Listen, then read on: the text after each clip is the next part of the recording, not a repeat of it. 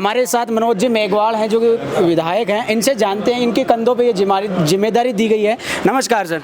नमस्कार sir. Sir, आपको ये जिम्मेदारी दी गई है, यहाँ का आपको प्रभारी बनाया, क्या लगता है, क्या माहौल है? आप गाँव में भी जा रहे हैं। देखिए, मैं नागौर का प्रभारी पिछले 1.5-2 साल से हूँ और पिछले विधानसभा चुनाव से पहले से मैं प्रभारी महासचिव के रूप में यहाँ से काम कर रहा हूँ। ये तो खींवसर उपचुनाव कारण बीच में आ गया।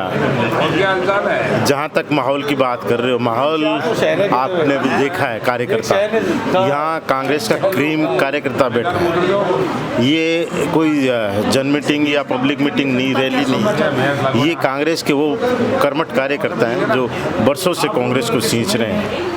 आज उनमें जोश देखिए आप, किस तरह से जोश खरोश दिख रहा है, उसी से आपको पता चल जाएगा कि क्या माहौल है, कितना कांग्रेस में जोश है। जब ये कार्यकर्ता 10 दिन आगामी निकलेंगे और गांव-गांव ढाणे-ढाणे में जाएंगे, रतन चौधरी जी की जो बात है वो पहुंचाएंगे, जो कांग्रेस की रीति नीति है वो पहुंचाएंगे, तो उसके बाद में 13 तारीख को जो मतदान होगा और 23 को रिजल्ट निकलेगा, तो एक आश्चर्यजनक परिणाम आप लोगों को यहाँ देखने को मिलेगा। जो परिपाटी यहाँ की है इस बार आपको बदलती हुई दिखेगी। जो परिपाटी की बात करें, लगातार वो परिपाटी 2008 से चलती आ रही है और कभी आपके साथ गठबंधन होता है तो कभी भाजपा के साथ गठबंधन करके वो संसद पहुंच जाते हैं। क्या लगता है इस बार वो जनता समझ पाएगी उन बातों को? जनता इस बार कांग्रेस को समझ रही है कि कांग्रेस को मजबूत करना, जो सरकार 10 महीने से 11 महीने से चिरनिद्रा में सो रही है, सरकार बनने में आज 11 महीने को पूरे हो रहे हैं। एक काम इन्होंने सैंक्शन किया नहीं, एक योजना इन्होंने बनी नहीं।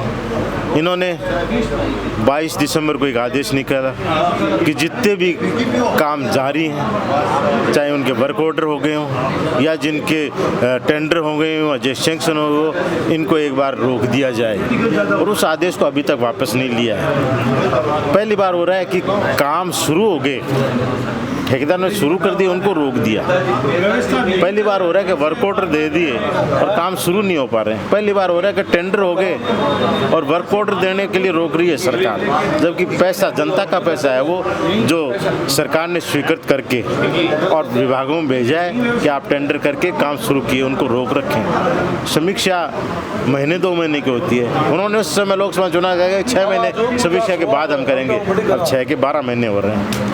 आज भी हालात जस के तस, जो काम पिछली सरकार में हो चुके, काम हो चुके, जिनका पैसा अलॉट बजट में हो चुका था, उनका पैसे का भुगतान जानबूझकर ये नहीं रोक कर रहा। ठेकेदारों से जब बात होती है वो करेंगे हमारे भुगतान पिछले 10 महीने से नहीं हो रहा है, 12 महीने से नहीं हो रहा है। जब से विधानसभा चुनाव की आचार संहिता हुई थी उस समय तो आचार संहिता का कारण था रुके होते, उसके बाद में भी अभी तक नहीं खोले।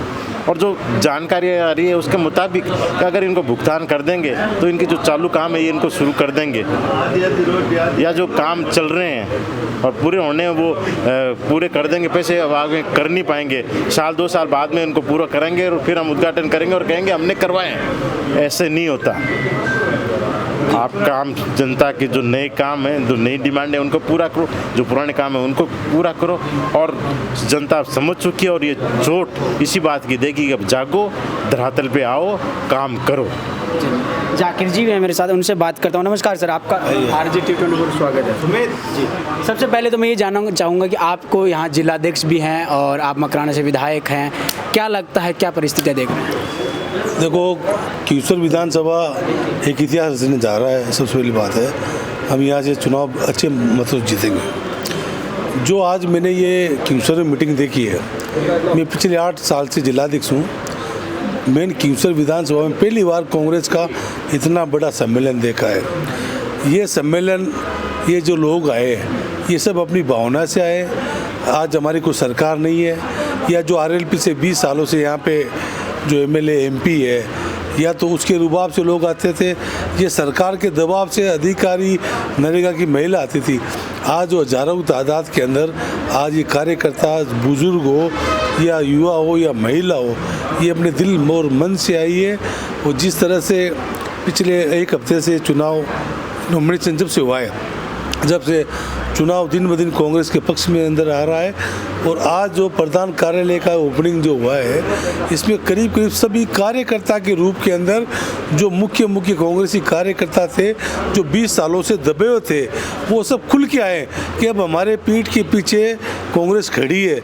वरना कभी आरएलपी, कभी बीजेपी के दबाव में लेते थे, कहीं जाते नहीं थे, कभी हम गठबंधन में हो जाते थे। इसलिए ये संकेत है कि कांग्रेस की यहाँ सीट जीतेगी।